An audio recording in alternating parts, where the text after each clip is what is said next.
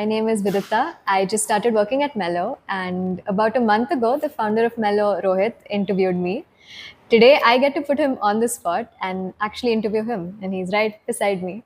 So, everyone, the founder of Mellow. Thank you for finally making this. It's It's very okay. hard to get him, so I finally found the time to do this with Rohit.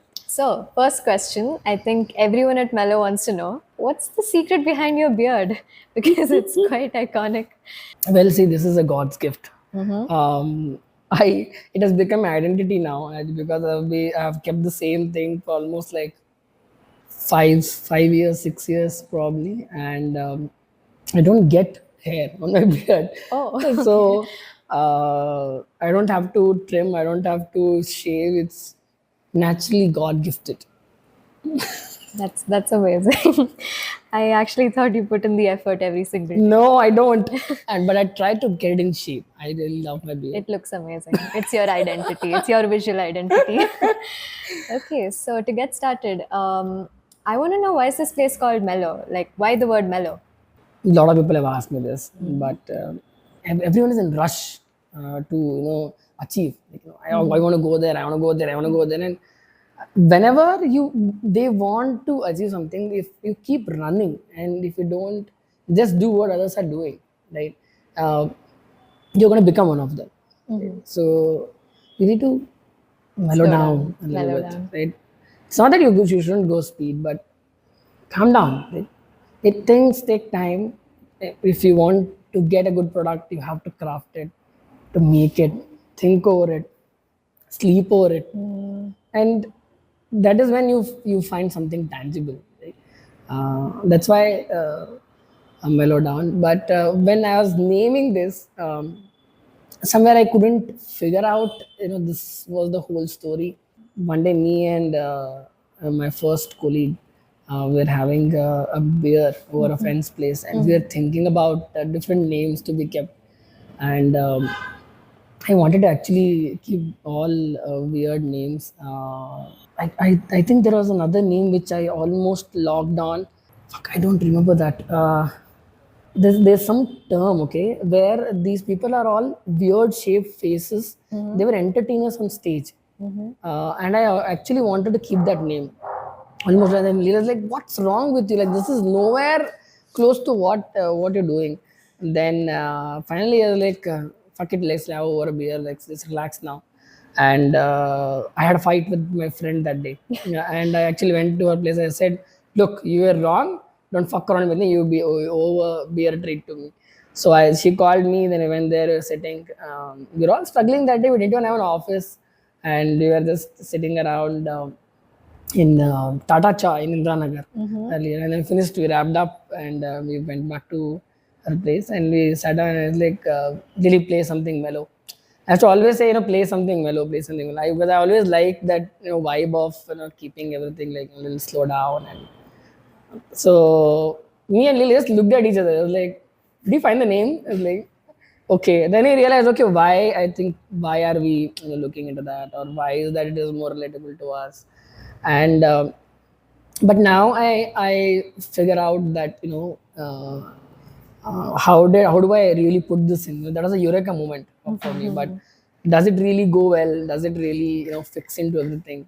Everything's bits are we are doing. So I realize everyone is this is a fast paced world and everyone is just running.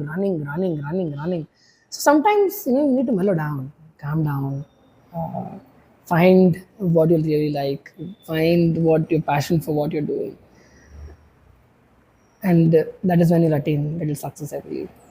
That's amazing. The studio space is amazing. I think we all come here and we all mellow out for sure. So, like you said, what were you doing before you started a design studio? Well, um, do you want me to go back from the beginning, or do you want me to tell from my Webinza story of what I was working from there? I would like to hear everything. Who is Rohit? Where did you come from? Okay, see, most of people don't know me only from the side of design and probably know me only on the side of, okay, this guy owns a studio or something. But um, I come from a very decent middle class family with as usual as it could be for a middle class family in India, filled with debt, seen with struggles.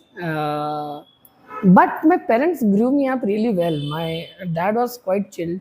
He was also an artist. He also someone who, um, wanted a dream of going on the art side, and um, I was someone who was grown up watching my dad, paint all night after his uh, working hours. Like he had a shop and he used to come back and he used to sit and paint in the night. He used to have dinner, sit at 10 o'clock until 2 o'clock, 3 o'clock in the night. And I am like a fourth standard, five standard, fifth standard kid, and I became that night person, with him. And somewhere that the moment of painting the brush, taking the fresh oil paint, the smell of oil paint, that's it's amazing to feel. And my dad always said, look, whatever you want to do, you can do. It's all okay with me, but make sure that you don't do shit which you put a disrespect to us and disrespect to yourself. Right. Figure out your life in a proper way. Uh, so I think after 12th, I never had. I actually wanted to run away after 10th to get into animation and do a career, because I had the financial situation at my home, and crunch of the financial situation was really bad. So that okay, I'll start earning quickly. 10th standard, what do you have? Like you. I was like, I want to rush. I want to make my career fast. But then my dad said, look, calm down. So you finished 12th, okay? Just in case, things go south, you have to be prepared to go to engineering or go to some other career choices, which you have to be like, take it. I like to finish 12th, and then he says, okay,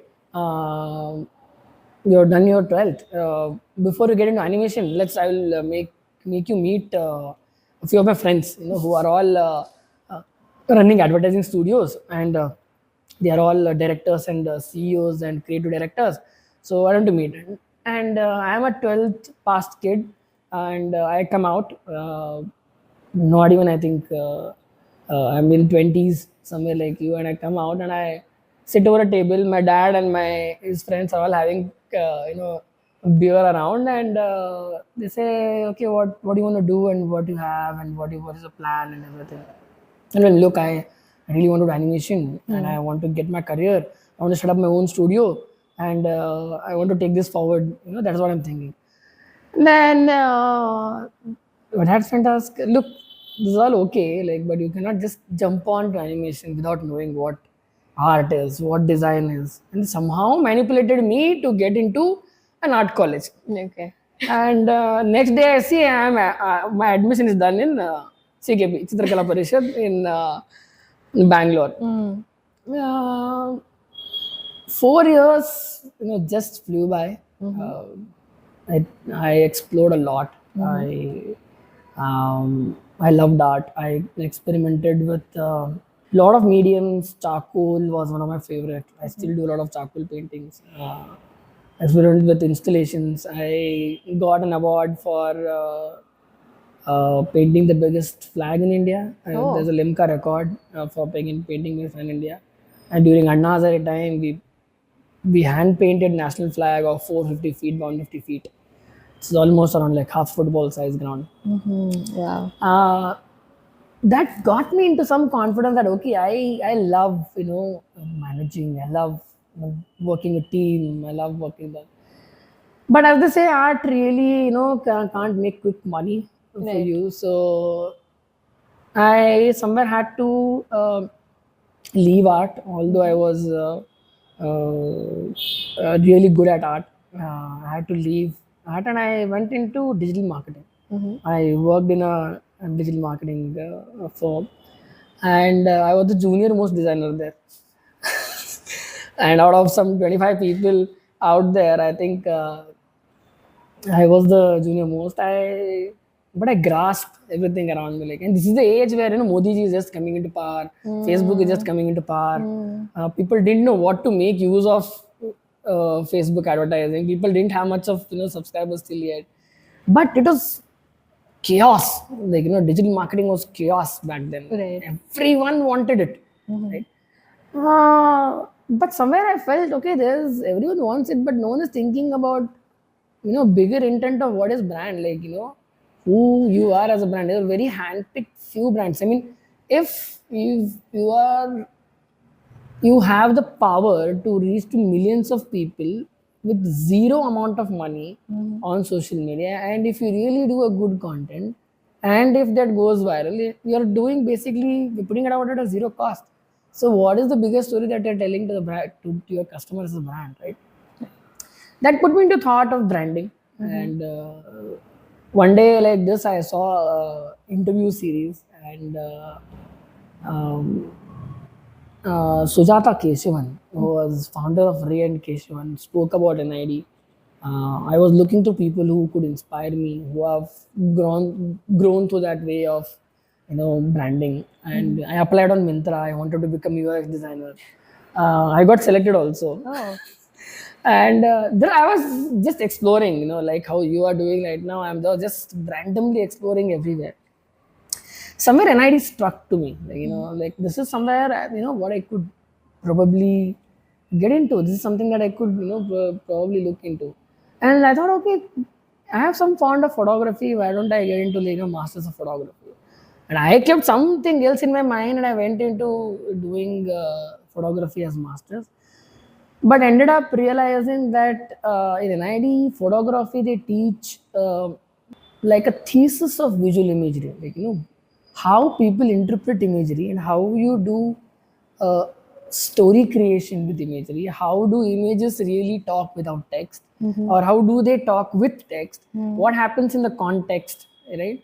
Although it was more of again a little more art side, little more gallery side, documentation side, documentary style was appreciated. And to be very frank, I was quite depressed in the last semester. I went into a very bad phase because I was always a little more commercial guy. I wanted to make things that could communicate with mass. And art is always, niche. There is gatekeeping. There is, you have to talk to certain people. You cannot understand this. But I was the opposite. Like, if that person cannot understand this, why are you creating it? Right. Right? Of course, there is a different. It's a debatable thing that to do, but and I appreciate art, but I appreciate art for my home, or for my personal space, for my personal people, for my personal group. But I am someone who wants to create imagery for mass, what people understand, how people could relate to, what they think about it, right? And I realized, okay, this logic I can apply in branding, and make a niche of how actually brands can make use of this content, right? Came down to Bangalore with 3,465 rupees in my account. Didn't have any idea what I'm gonna do. I was like, I want to get out of this place. Okay, and like anyone in a college kid, and now I realize why startup people, usually are most of dropouts, because their ideas are a little bit rejected, right? And I never wanted to be a dropout, to be very, very honest. I never wanted to, and never support people to get into dropout, because I feel that it is necessary for you to get education, to get into it. But and I feel I've learned 200 different chapters with 200 people in NID. And everyone is crazy, maniac, and altogether different ideas filled with. And I met amazing people. I did some amazing work there. But I think I decided to move out because I didn't have much of money in my pocket left, and I don't come born with a golden spoon that someone will sponsor me. Right. So I had to take some decisions because it's life and death situation. So there's my mentor, my friend, my well-wisher, Vishwas. I came to his house. He had his own ad agency, and he was a strategist. I said, "Look, I've done photography," and we were in between meeting. He had offered me a job back.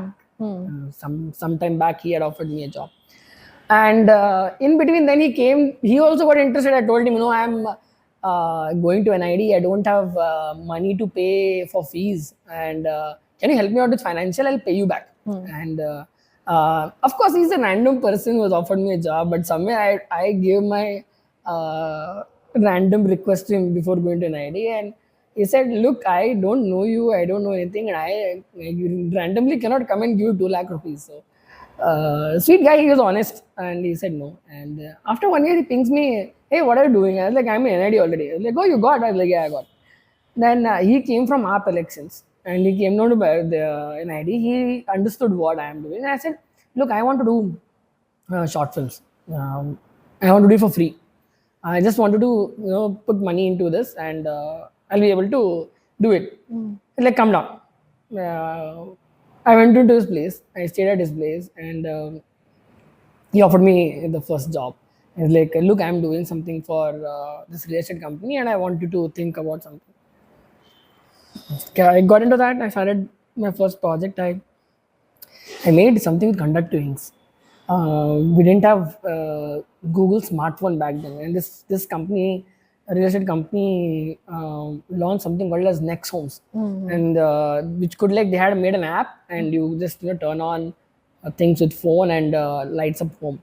Oh, okay. So I got there is a company which made conduct wings. So I said we can make something very experiential design, and I made a newspaper ad where you pick up the newspaper and it lights up. I said, "Look, this is an expensive affair, but no one has done this. This is innovation." And the head of Purvankara was he liked the idea. Like, who made this kid? First meeting I've gone, and it was like I'm in a t-shirt, just a boy, just out of college. But I was confident to, pull it off and somewhere. And I went ahead and Vish was like, "Chalo, chalo, let's go." I'm like, "Okay, okay, chalo." I went around with him. Sat and he's like, "Okay, really nice idea, like this and that, everything." I was like, "Okay, cool, great." Then things went into places. Then he gave me another project. We did a project in we made the Gold's Gym, and I did interior branding and sales and this and that. And it was South India's most premium gym. One of the Yes, biggest. I do know Golden. Yeah. Right. So I enjoyed doing it. I did it peanut price. Uh, but I didn't have any portfolio. It's instead of sitting and doing experimental portfolios and doing mock-ups and then going and applying for job, I thought, well, this will be a anyway. Instead of free, he's giving money. Even if he's giving 15,000-20,000 rupees, my whole month I was in a room. I was in a room of Vishwas's house. And like, how much will I be spending? 5, 8K, 10K is okay. Probably 4 beers, another probably 1K. Uh, I did that. It massively got attention, and that became a solid story for me to put it across. And then slowly, one to another, another to another, another to another, another to another. Started reaching out to all my contacts earlier, whoever I worked with. I was like, "I'm back in town," and so and so, so and so. I went back to where I worked in Webenza. I was like, "Can you give me some work? I want to set up something on." Then they gave me some work. Uh, then I just put across word with few people across, and eventually things fell, put them in place, and the amount of work that I was doing, I was burning out a little because in the morning I was going and taking briefs, and in the evening I used to come and design, and then night I used to sit and watch videos to inspire myself. So that was a little hectic. Then I thought, okay, this cannot go on for too long. So let me take a break and think of people who could add some skill set and find some problem. And that is where the first studio of Mellow was born. So, do you remember a moment when you were like, "Yes, I am going to open a design studio"? Yeah, I mean, I had dreamt of making a design studio. And my friends tell me, who are like my study buddies, they tell me, when I was in school, I used to say this, like after 10th, I think 9th or 10th, I was like, I never felt like, okay, I'll make a design studio itself. That clarity was never there. But one day I will, eventually go make some career and open up my own space, get nice people, work around them, live and breathe it. You know, somewhere I had dreamt of this, and I felt that I'm living a little bit of dream. Your dreams come true. Dreams come true, yeah. It's going on. Little bit. Still long way to go. Now I'm dreaming more. Now my dreams are much bigger. Right. Now I daydream. Earlier I used to dream at night. Now I daydream it. So, but yeah. So, what is the process of starting the studio? So, See, I feel everyone shouldn't start a studio. Okay, because when you want to be in art and be involved in art, do you want to involve yourself as an artist, or do you want to involve art as a business?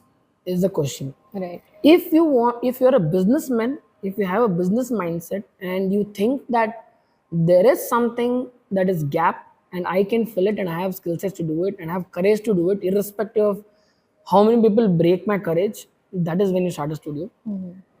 If not, I would suggest there are companies paying well enough. Probably there are some people earning better than me, right? Just sitting and doing their 9 to 6 job, right? And I feel if someone really wants to start a studio, they need to think of what is really important for them at this point of time in life. And if they are ready to take a bet, and if they think that okay, this is something that I can I can live and breathe, and even if it fails, I'm okay with it, and that be without the fear. I think that is something when they should. The calling needs to come within. But technically, if you're asking of how to start a studio, you should register yourself as a company, because other companies don't want to work with someone who doesn't even know the basics of how a company functions.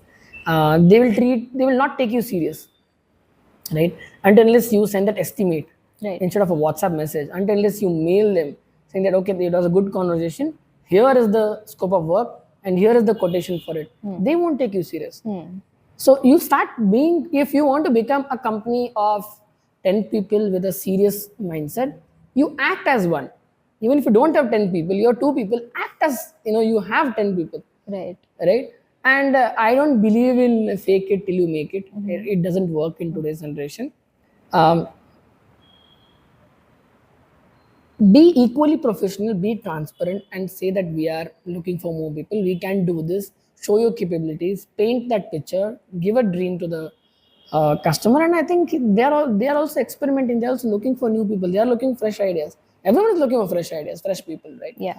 So I feel if you have found out a gap and if you desire to fulfill that gap, then I think they should start a studio. Right. So you told me a little bit about your education. So I can tell that you haven't studied business firmly, but you still run a business. So tell me how that works. I'm not a Mawadi, but I know business because my dad and mom both used to run shops. My mom used to have a handloom shop, and my dad used to have an electronic TV shop. Me as a kid have always seen the ground level customer mindset. Right. My mom used to run the business in home, and uh, and I've seen the rejection every day, right? Because if you're going to buy a bed sheet, right, what are you gonna do? It's like show me a double bed sheet, right? And then you'll show one. You're like, no, I want in pink. I want in pattern. I didn't know I don't like pink now. I want blue, right? I want little smaller. I want velvety. I want softer. I don't like the pillow. I don't like the bed sheet. The customer is rejecting you till the point he connects with you. Till the point he gets you, you're sending, you're throwing, and all that shit of what customers saw through the day, right?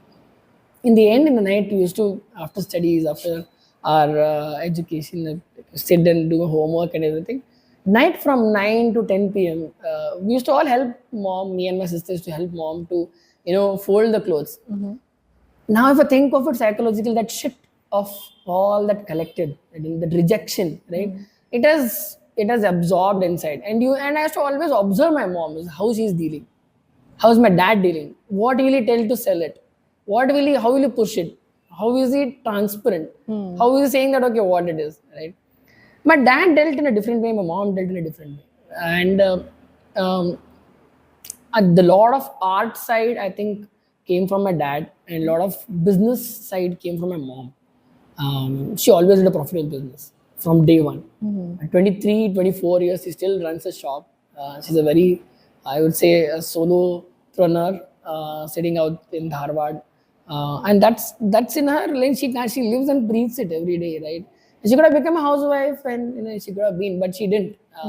She loves business. She likes to do business. So somewhere that inspired me, and somewhere I know how to deal numbers, how to go to bank, do things, because in summer holidays my dad was like, no playing all day, okay, you need to dedicate 2 to 3 hours, come to shop, sit, I'll give you money for what you work, right? That somewhere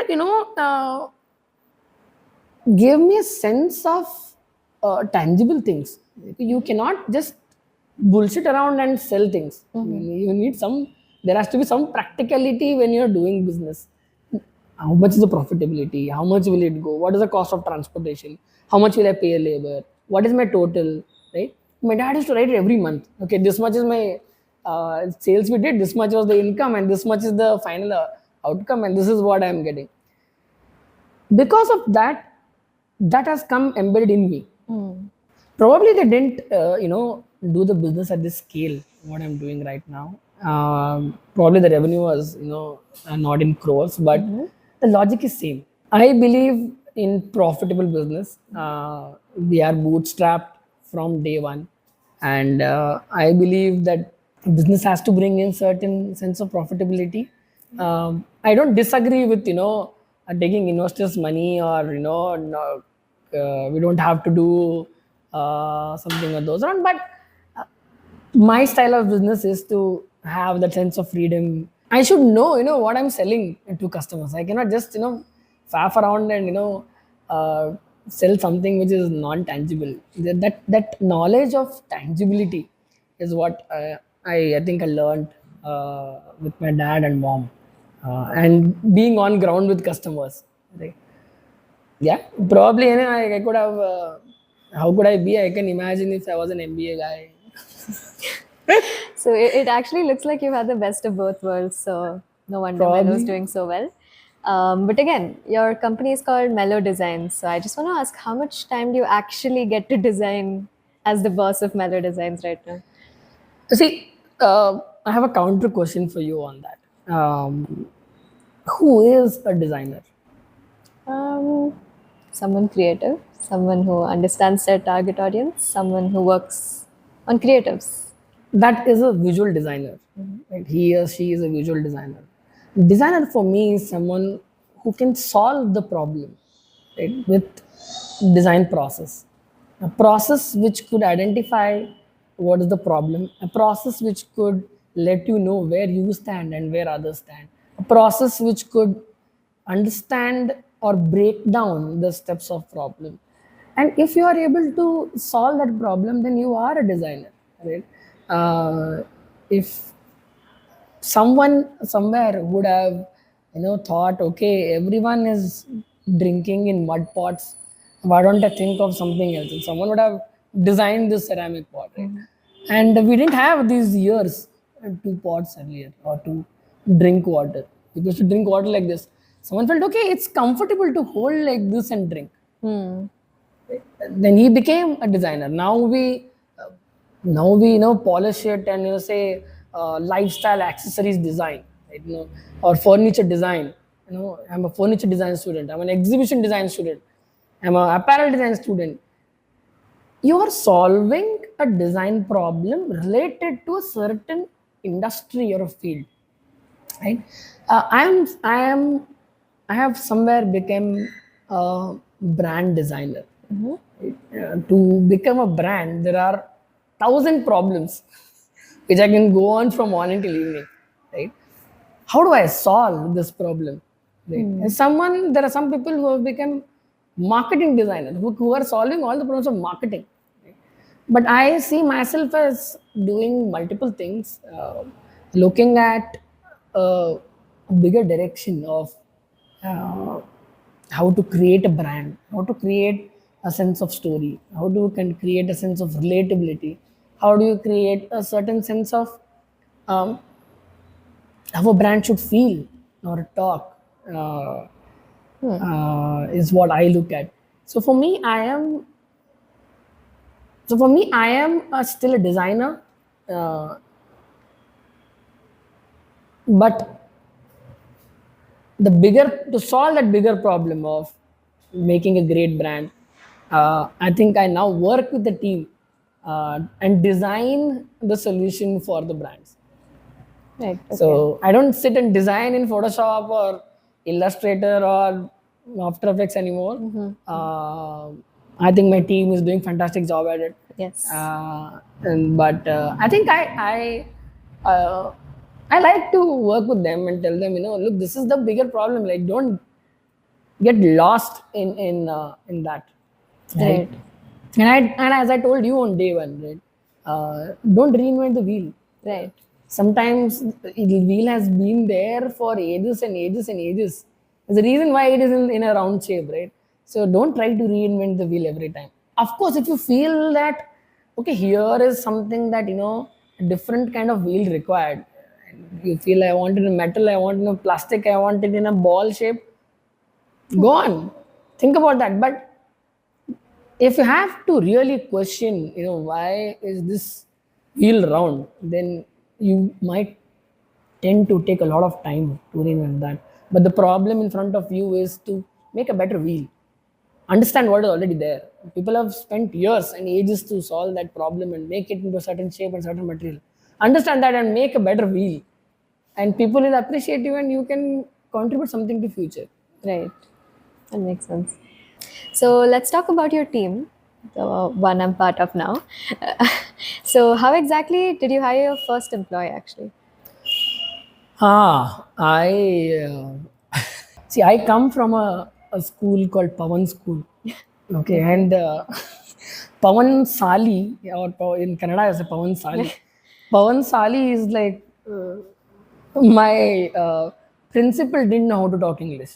Okay, and since my education has not been great over command over English, I think I suffered a lot initially in terms, and I understood that okay, client is falling in love with my design or art perspective or the angle that I'm giving, but the copy is not making sense. The line is not making sense. What I'm trying to communicate is not making sense. So I started looking beyond my design. I started analyzing why am I going wrong. And I think a lot of it comes also from working with Vishwas. He used to why me and him used to have fights like crazy.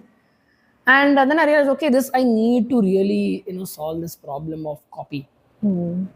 And that is where I think I hired my first copywriter. And I said, look, I need help in copy. I will tell you in which direction I want it, but I don't know how to write copy. So I got someone whose native is English, who could speak really good English.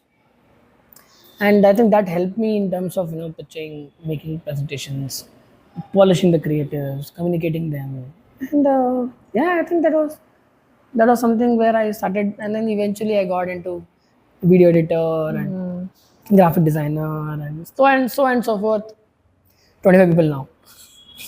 So is there any particular quality or a factor that you look in people you employ?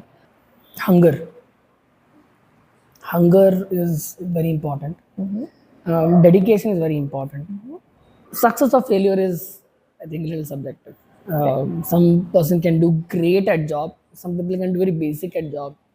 Some people can very consistent on their job, and some people can be just like हाँ ठीक है करना है boss ने कुछ तो बोला है पता नहीं क्या पॉडकास्ट करने के लिए बोला है क्या तो कर रहे हैं.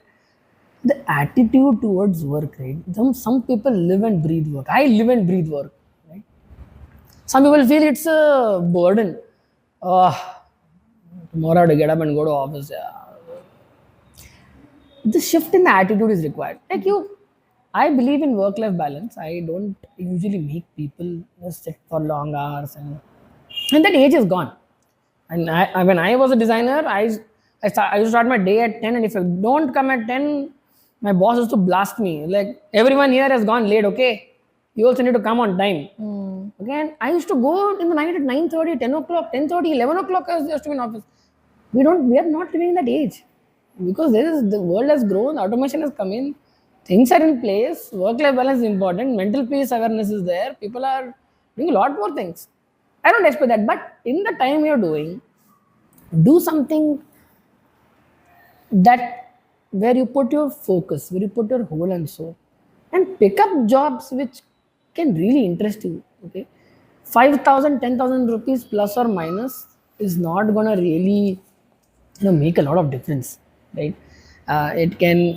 It's okay if you drink one less beer or go to one less party, but work where you really find your soul is what I think. I look for people who have some soul, some interest. I mean, and I don't know, some hunger. Right. I've also noticed you have people from all age groups here. Like Yes. you have me, we have a big age difference, and you also have people, say, in their 40s and 50s, and I'm in my 20s. So, what's the reason for that? The reason to bring different people from different age group is, I think they bring a lot of perspective.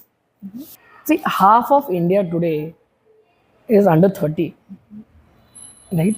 And if you put a person of 50, 60 age, or people even of 40 age, and tell them to think like how teens are thinking, think it's possible? It's not. uh, and at the same time, in some cases, if your TG is at 40, if you're buying a home, you are not at 20, you are at 30s, 40s, 50s. And I cannot put a junior to think like that, Right. right? So that different energy level is there in someone who is a fresher and someone who is at 40s, 50s. I work with people of all the age, and I love their perspective. I have fun with their perspective. Some people say that you have all too many young people in your company, and it's not experienced enough. In which world are you living? Like, you order from Zepto every day. That founder is he started a company in 19. Like, in which world are you? Right. Okay, in which you have to wake up. If you're thinking that okay, I need to have 10 level hierarchy, I need 100 people to solve the problem, then you're a dumb fuck, right? You need to open up your eyes and think that okay, can this problem be solved with 10 people, right? And I see, if you see Shark Tank, especially US, most of the people are coming and earning in crores and millions, and they say that I make $20 on a jacket, and I make like 2 million, 5 million a year. It's And they are in 20s.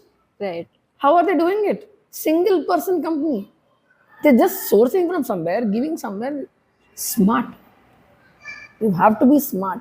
You cannot just be experienced. Experience is what? Experience is about solving a certain problem in a certain way. And if you have that experience for 3 years continuously and explore everything around that problem, you have better experience than someone who is sitting and this one has to be solved like this only. I need four people to solve this. You're never going to open up your mind to solve that. But at the same time, sometimes you need maturity because someone doesn't know at all on how things are or how they are working or how they are functioning, how to solve a bigger problem, and what could be the consecutive problems that are coming in. So we need people with experience and we need people with young minds, and we are not as big as Tata or as big as Wipro to hire lakhs of employees. We are a small studio. We're just starting out and we're looking for fresh ideas, fresh minds, and trying to figure out what you're doing. So I surround myself with creative people. I surround myself with fresh minds always. But as I said, there are parameters for me to filter down. um, we've got around 200 plus applications this year for applying for internship. Okay. But it's not a thing that I'm trying to show off or proud of, but there has to be a certain system to, get people who are willing to learn. And that is important because today's colleges, even how well they teach, what they teach, Yeah. right? And it has become a business. Education in India has become a huge business.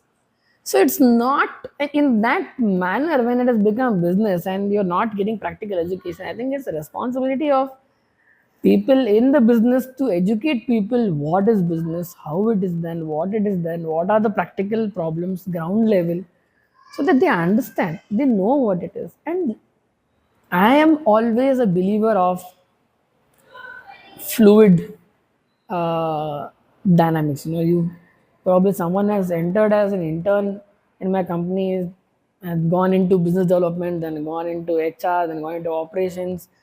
I say, okay, fine. You feel you're good at that.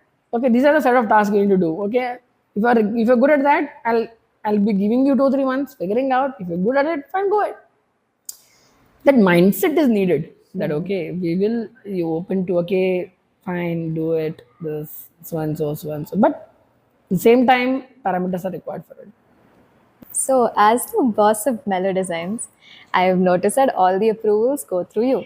So, do you think, I'm going to say it in a very subtle way, but do you think you know it all, or you clearly understand the difference between good and bad design? So, you can just say yes or a no, and that's it. Short answer: no, I don't know it all. Long answer: I think there's nothing called as good design. If you come to a meeting room, there is a poster which says there's nothing called as good design. It's either awesome or bad for someone. I take decisions objectively and less subjectively. And sometimes my team gets angry on it, very angry on it. And they're like, what is this like? How can you propose this kind of options? And I'm like, who are you to judge that? Who are you to judge that? You are not even a consumer of it. You will never ever be consumer of this brand probably. Who are you to judge and tell me that this is a good or a bad design? The data says that this concept has worked for others. There are other players who are doing this. I am proposing something what has already been proven as a data that this will work. So I always learn. I always, as I said, I am open to new perspectives. I listen to people, but sometimes I always take decisions. That's why my policy is, when I have something as a brief, do one thing as per my brief. The second, if you get time, if you feel that it is not doable, you after that brief you can do whatever you want. Right. I don't stop people to explore their ideas. And if I feel that, okay, beyond my idea, this is good, I appreciate. But I need one design, which is my design. Because if not, then what happens is, if there is no leadership, if there is no command over what I'm trying to achieve, I have responsibilities of another brand. They have put money on me. They have put a lot of investment. They have put a lot of time, and everything will go in vain. And I own the work. I am not here to just make money. I own the work. Yeah. If it is good, I take it. If it is bad, I take it. So which means my team needs to take me in terms of understanding what is good and bad. Yeah, right. So I think anyway, good design comes with trial and error as long as the team understands that we're speaking with a lot of experience. So behind every Kadu's boss is a lot of experience, and that's kind of why Mellow Designs is working out. Because I think there's that understanding, there's that bond, and you also created a really nice space. Like it isn't just a workspace. It isn't too deep. We're all having fun. We all have activities regularly. So firstly, the villa. Mellow Designs is in a villa. How did this villa start up? How did you find this place? Was this your first studio? Actually, this is not the first place, but this is one of, as I said, a dream place that I had actually dreamt will probably be after 2 years. As per my uh, expectation of revenue and expectation of planning, right? That this will be down the line after 2025 or 2026 is what I had planned. The first office was very small. I think we have an image somewhere here. Yeah, here. This is the first gang that we were, and it was 450 square feet studio, and we were like when we started, like we were three of us, one in each room, and eventually we came down to eight nine of us, and if you had to go to pee, we had to literally move and tell people like move and to go. So it was very tiny space, but there was a spark in that tiny space, because there's a different energy in that space. A lot of dreams, a lot of visions, and people have really put in toiled in their energy in building this. The whole narrative of 6 years what we have today, I think a lot goes back to that studio, where we initially spent 4 years of our time, 4.5 years to be more precise, for time. And every day there is some more thing or the other. We used to have chai sessions every day. I used to sit with team and have chai sessions and discuss about work, discuss about design, discuss about philosophies, discuss about what's trending. People used to explain me what is Reddit. I didn't even know what Reddit was. That was a different. I had a lot of time in my hand also back then. I had less responsibilities. But eventually, when we scaled up, I envisioned, okay, this is a bigger requirement, and I think we can grow and we can scale from here. We can become a 25, 30 people team, and for which I wanted a new office, and I almost locked on one of the office, and then my wife, back then my girlfriend, uh, she said, "What is this?" We saw some place and it was like full on plain lengthy. Like, you want to, how ये शोभा देता है क्या तुमको? क्या है ये? But I was so tired looking at space because I had work. I had to finish work and go back and see. And we're not getting. We always wanted something like this, but we're not getting something like that. Kept on searching, and then finally, on my wife's birthday, we were out for a client meeting, and we wanted to go for a beer. We canceled that and went and came to this place. We fell in love with this. This wall was all yellow color, and this was like some Bhoot Bangla, filled with spider web and filled with all dust and leaves. But we knew what it could shape to, and it's a different feeling here. It is it's raw in state. It's very crude. There are different levels. You have to move around in the space to meet people. It's not like, hey, and you find some Yeah. 30th person will say hi from that side, right?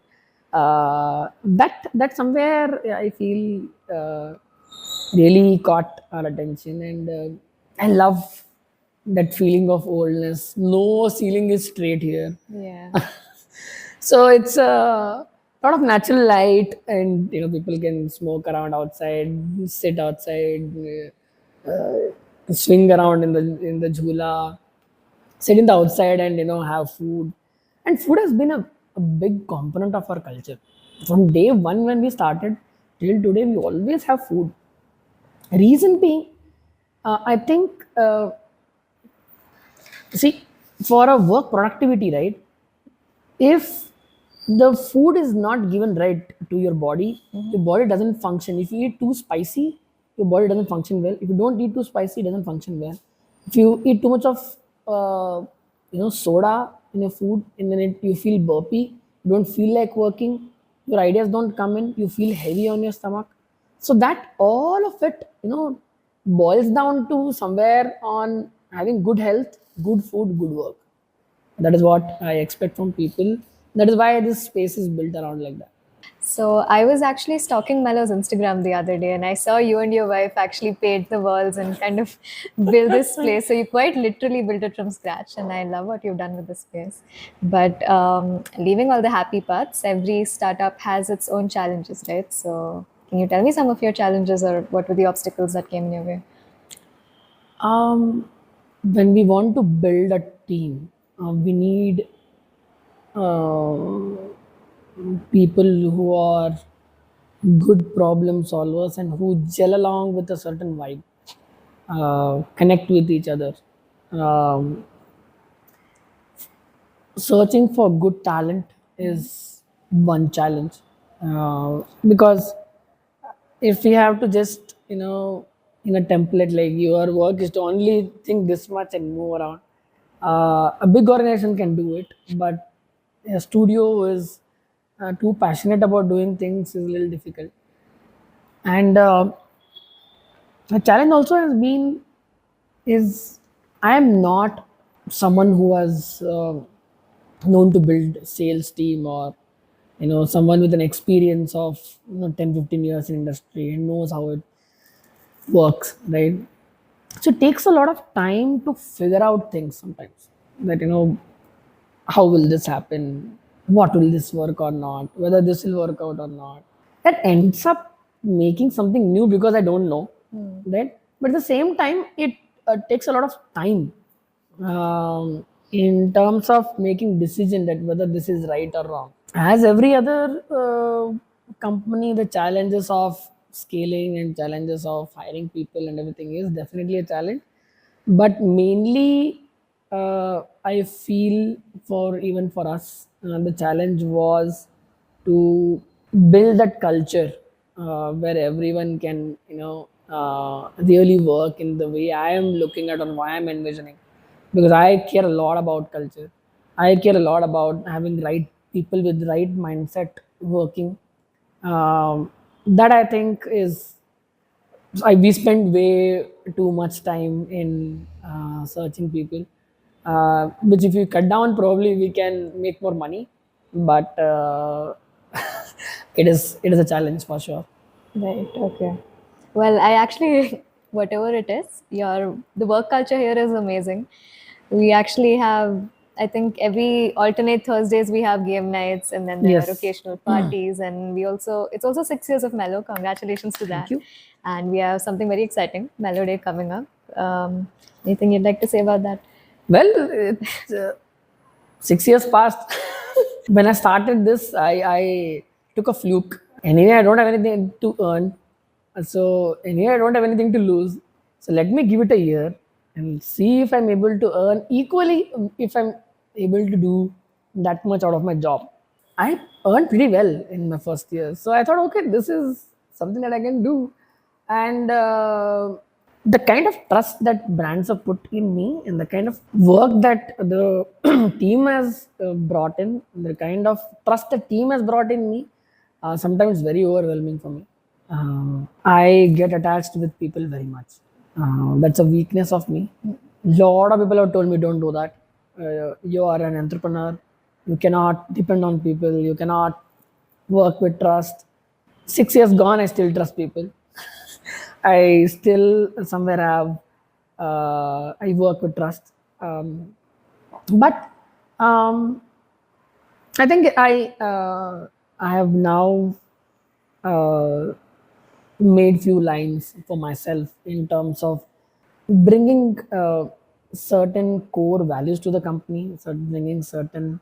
I've manifested few things, and uh, I thought bringing cultural events to the company is very very important, because we all are exhausted. And we are all here because for a reason, for a vision, for some dream that we all are looking together. Don't know what the dream is, right? But you all are here for a thinking that okay, कुछ तो कर लेंगे हम यहाँ जाके, है ना? तो people need a break to understand each other, to break that ice, to be an opponent, to be a partner, to be a team, and that somewhere builds in work culture. You will understand that. So that's the reason I think why we introduced um, fun Thursdays and thirsty Thursdays, what we call. Uh, and I think 6 years ride was fantastic. Uh, I enjoyed every bit of it, every up and down of it. Met probably more than like 50, 60 people in my life who worked with me. And everyone taught me something. something or the other that I should do or I shouldn't do. But it was fun. It was a fun ride for sure. It was a fun ride, and I'm looking for another 60 years or 600 years. I don't know. Yeah, right now we're talking 6 years. One day it's going to be Yeah, one day, and 30 probably I think this podcast bit number podcast is gonna. 80. They're like, oh my, my son will say, my dad, used to speak so much. Your grandson. And even my grandson would say something, I don't know. And I don't know where you will be, and probably you'll look back and say, this was my first interview with Yeah. my first job. So yeah, I think it's important to document these days what we do and and I have this year I've realized to speak up to whatever I had, whatever I have, how much ever knowledge I have, what I'm doing, what different we are doing, how are we doing it. So that's what is keeping me active these days.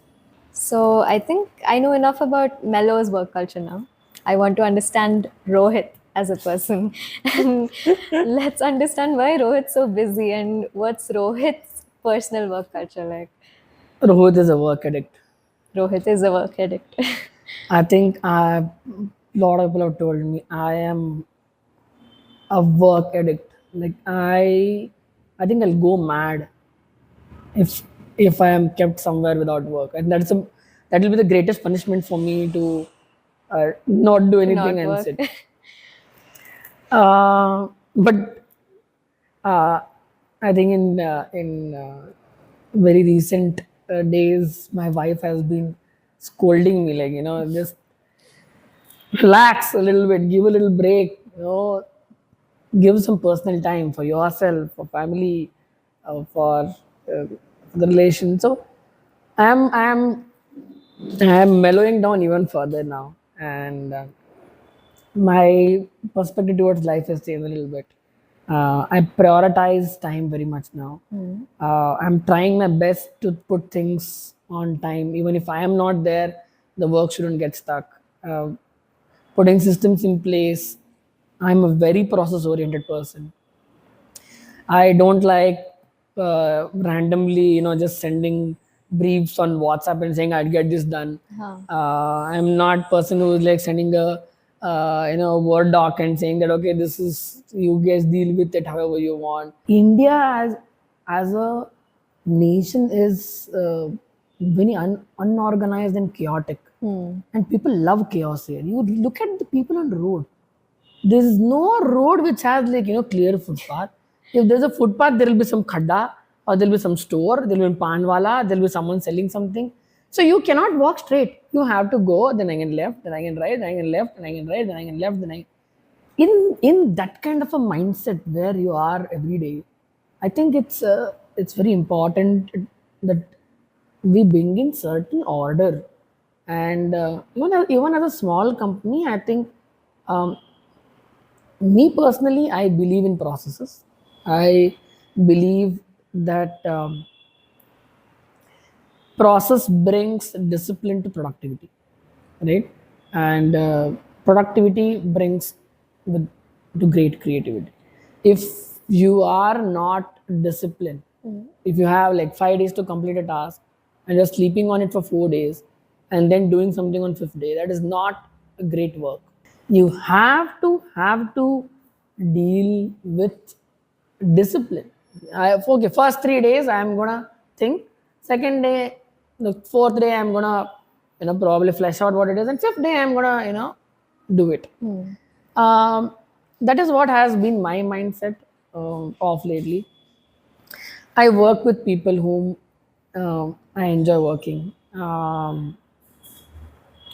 I don't like people who keep cribbing, who keep crying, who keep saying that no, this is not possible, that is not possible, you didn't brief me like that, you didn't brief me like this. People who don't take notes, people who don't take seriousness, you keep repeating them, telling the same thing.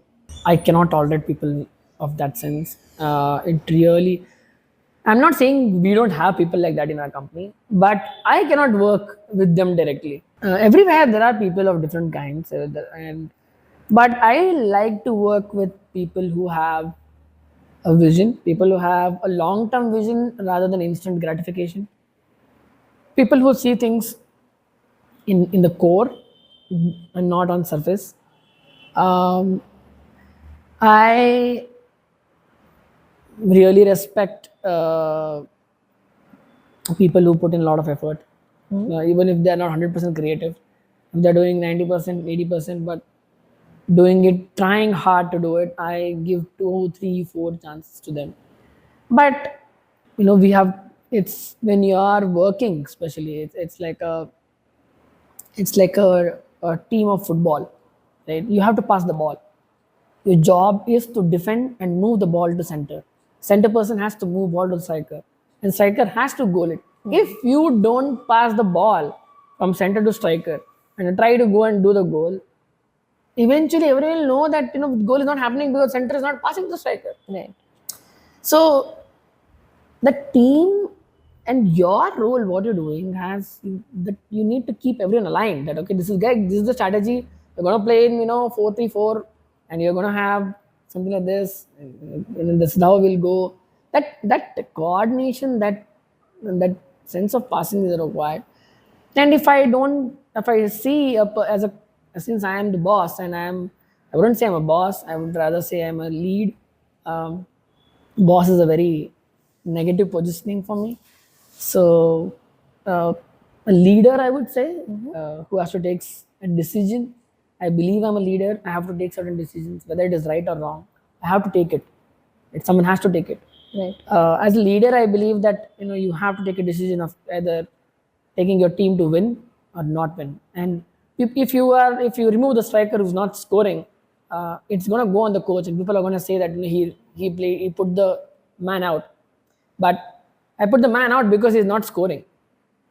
At the end of the day, it's gonna be this team won or this team lost. It's not gonna be like this. He did a great goal. Yeah, he did a great goal, but whether did you come to finals? No. So I think that is my angle of looking at things. But I enjoy. Other than that, if I go on a personal note, I think I'm a very talkative person. I talk a lot. Uh, I love philosophies. I love art. I love cocktails. I make a lot of cocktails. I think you should come sometime to have cocktails. Um, I uh, I watch a lot of thriller movies. Thriller is like my genre, and that's the question that I ask to all the people who I interview. Oh, okay. Most of them, especially people who are coming full time, that what is the last that you're watching on Netflix? That is my very common question that I ask. I also ask because somewhere, if someone is watching a certain kind, you will understand. For example, I'm not a K drama person, Right. right? And if someone is watching K drama and they keep doing K drama, like somewhere I feel a disconnect. Uh, and this could be a cautious call for someone who's watching this now, that they'll make sure that they'll not tell it. Yeah. But you can only fake it to a certain extent. My interviews are filled with surprises. People who come on interview with me, they would have expected something else. I think even you would have I know, expected yes. something else. And it ends up something else. So, right now, Anisha is helping you kind of not work too much and kind of, keep a work-life balance. But I want to know what advice Rohit would give to Rohit himself, or what would you give to young designers or young Rohit who is kind of setting out to be a designer? Don't overthink. I see you have a lot of perspective on design as well as business. So I wanted to understand, how can good design help a business grow or scale itself? See, anyone who is making a decision to buy a product or a service, you always have options. And the only um way you make a decision is a good design, right? And I spoke about what is a good design. It's not good for everyone. uh, It's only to a certain audience. So the good design is there has to be a science behind that, and great brands put across those behavioral psychology before making their brand, some archetypes to set their tone, a brand story that people could relate to. These are people, uh, some people say it's all a jargon, or some people say it's all a faff to fool the client. But if you have to stay in business uh, for a long run, and if you have to build a longer narrative, there has to be a core within it to start with. And if you have that, then you start relating it more and more and more and more, and you build a sense of community. That community starts recommending to other community. It's like, for example, say how Bira came in. Right? From years and years, we're drinking Kingfisher and we had Budweiser and all of it. Crafted beer was never a business in India, Yeah. and no one thought about it. Bira came in, they could have, just dealt with some small. They could have dealt with some small player. Today, crafted beer is a category, and brands like Kingfisher are not trying to do that. Which means disruption happens when you have a good deep insight, a good understanding of how customer is looking at things, what he needs, what is his psychology, what is his lifestyle, what does he want to go, and that is what is a good design. And if you can understand that, okay, this is what is needed, you can make wonder, and you can scale with ease. How have you managed to maintain quality as well as creativity while you grew your business of Mellow? um, I think from day one quality has been our aspect to scale, and we are also scaling to the amount where we could deliver quality, um, and not exorbitantly scaling uh, where quality goes and then you start breaking things.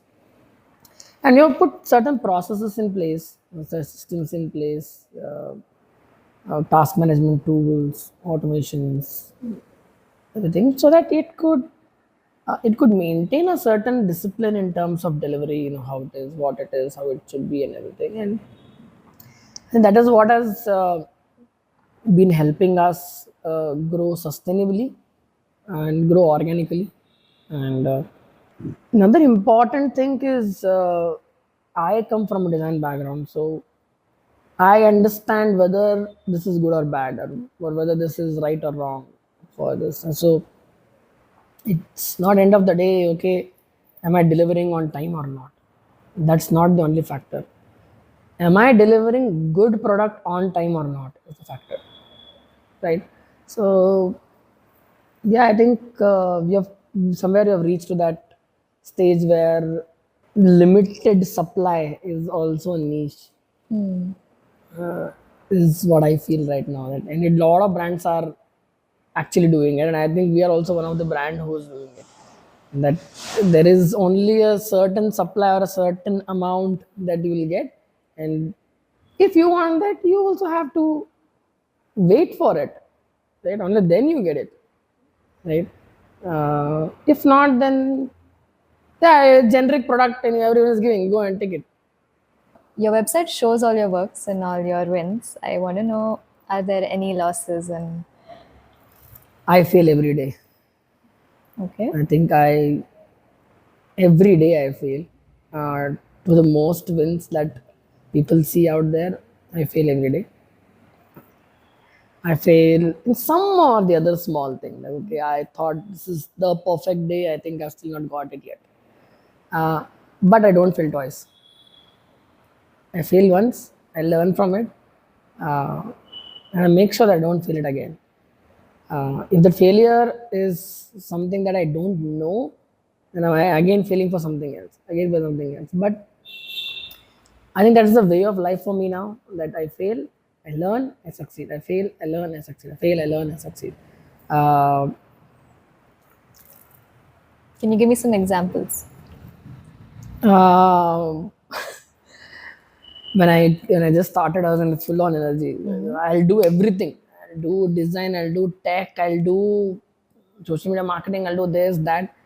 Never thought of streaming down, and I made a product design for a club, one of my first client, and I made a POS system with customized options for them and everything. And I realized I don't have tech knowledge. I realized I don't have tech expertise, but I still took that challenge, blindly believing in some people because I was very naive. So I failed utterly, and client got angry, and thanks to the client that they still believe in me and they're still in touch and everything. But that failure hurt me. Hmm. That I realized I shouldn't have painted a too big of a dream, which I can't do. Right. So now I control my narrative when I'm telling to the client. I have a bigger narrative in my mind, but I only promise 10-20% more than what I could probably give, so that the difference between the promise and the difference between delivery has to be matched, right? Um, the more precise, sometimes we exceed the brief and give more. Sometimes we, even if you go down it shouldn't go more than 10-20%. You should match what you're promising. That is very important factor for me to. What is your opinion on AI in design? And how much of AI do you think you can use in design? It's like when I was a designer, we didn't have um, select object. What do you use in Photoshop now, Yeah. right? We used to sit and cut. If I have to take a photograph, I sit and cut. Tuck, tuck, tuck, tuck, tuck, tuck, tuck. I was very fast at it. And so whenever there is a cutout, my designers used to give, hey, give to Rohit, he'll do it fast. Right. I was really good at pen tool. Why? Because since I was an artist, I know how to operate that tool faster. Now it is AI, right? Like you select object, it's got. Today, if I tell you sit and cut, how will you feel? There's just faster ways to do it now, so would be As a a waste of simple, time. right? Yeah. As simple as that, I think that people should get away with people on. I think it was a big clash for a few days. I think now people have realized, opened up their mind. A lot of people have opened their mind. I tell everyone, use AI as much as you can, until and unless your narrative and your work is in your control. You know what is right or what is wrong for this job. If you yourself don't know and just come, I can grab people like this when they are saying something and they don't know and they just put something from AI. You cross question, they don't know it. Right. So don't put it like if you don't know, just you in the AI itself, you ask the next question, what is this? It will tell you. So at least educate yourself on what you're putting. That is one aspect of it from of AI from the visual perspective. I am a big fan of Mid Journey. We have used it in a lot of our campaigns. I think that helps to visualize, to tell the client. And in the recent campaign, I actually they told me not to use it. I still use there. I told them, look, your render guy can't make a render like this. I need a render like this. If I tell you to make it like this, your guy won't understand it. So better take this, show it to him, and tell him that I need it like this. It becomes a tool for me to just go and explore. I think we have used automations in sales, in email marketing, and WhatsApp, and a lot of other factors that we are using now. And as we are scaling and growing, I think AI will definitely help. I don't think it will replace, but only smart people with some brains can make most of it, and others will probably lose their jobs. Now that we're at our end of the interview, I wanted to ask, what's your vision for Mellow, and What's coming next for Mellow? Because we said we want to podcast number 60. So to make that happen, we need Mellow to keep going. So, I think we want to be one of the top 10 design studios in India, in a very simple narrative. Vision is very simple. Um, there will always be challenges, there'll always be competition, but I think we have chosen the route to differentiate ourselves, to be unique, to be true to what we do. And we also want to expand into streams and specialize in different streams. And like how every company grows and makes their sub brands, we're also looking at making sub brands. uh, Mellow designs will purely focus on branding. Mellow films will purely focus on production and ad filmmaking. We're also coming up with a stream specific to real estate because that has been a huge chunk of business for us. We're also focusing on making UI UX as a separate component because their teams are doing some amazing work. We have built some great tools, we have built some great products. So, but any day, if I look at it on where you're growing or where we are going ahead, we are we the core of it will be design and storytelling, and how you execute what you do, in what part you do, and what it could be will always be driven by a lot of other factors, with tech, with marketing, with media, with tools and everything else. But what you do with all those tools, you have to do something with that, right? So we will always have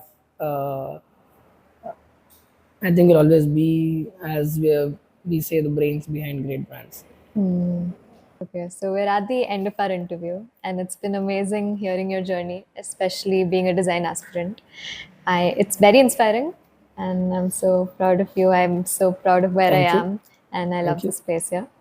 I just want to ask, throughout this journey of yours, is there anything you wish you had done differently? A lot of things, and but few key giveaways for people like you or people who want to start uh, studio, or people who start want to start a business, people who are taking up design career. I think taking some bold decisions and saying no to few things is very important. um, it has come with a very hard learned way for me. And overthinking is something that I, again, as I said earlier, Yeah. overthinking is something that we should do less. Talk less, do more. Let the work speak for you. And if you're talkative like me, uh, let your work be equally talkative as much as you. Don't keep questioning yourself. Am I doing right? Am I doing right? Am I doing right? Evaluate yourself with a practical design process of, okay, what is competition doing? Where do I stand? Am I doing one step better than them? Am I offering something unique? And the dedicated process of, going step by step is what will really help in building confidence, in building scale, in building knowledge, in building your own unique way of looking at things. And if I had to change a few things of what I have dealt with, I think I have taken risk. I could have taken even more bigger risks. I could have thought less or did a less of overthinking. Yeah, I think apart from that, I think I live and breathe design. This is not. I don't feel like I'm coming to work. I feel like this is my routine. Like, wake up and go. I don't feel stressed about. Oh my God, I have 100 tasks today. I feel okay. I have 100 tasks today. Okay, how do I solve? Which are the priorities? Okay, and solve them. So don't start a business if you don't want to do a business, because eventually if you are starting a studio, or if someone is starting a studio, they shouldn't be focusing on how to do things. That is not their job. Their job is to sit and think, how do I build systems? How do I talk to people? How do I make network? How do I hire people? How do I get good talent? How do I automate things? I think that are very important factors of business. It took me time to learn all of this because, as I said, I don't have industry experience and I've learned the hard way. Also, I think people should make a list of things on how will actually things flow, and make a list of tasks and make sure that they have things in place when the team size is smaller.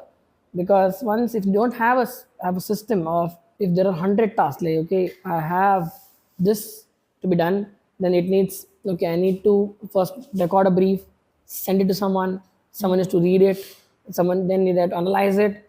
There are multiple levels of every task. If you have figured out the whole process, and if you can build the whole point of who will do what, and that's a great way to do. Most of us, I mean, often just take on a very superficial level and go, okay, we'll do it, we'll figure it out and just give it. But if you want to scale with a team, I think building a system is very important, and building a culture is very important. Great. This has been a very insightful interview. I definitely see you as a great leader. I think your Thank you. leadership skills make this place work. Thank you. And you don't just have a vision, but you're kind of, it's not just your vision, you make it everyone's vision and you take everyone along with whatever you do. So thank you for talking with me today. Thank you. Thank you for finding the time. And I'll see you on Monday when I'm getting an approval for the next task or the 10 tasks on my ClickUp right now. But yes, thank you so much. Yeah, thank you for making this happen.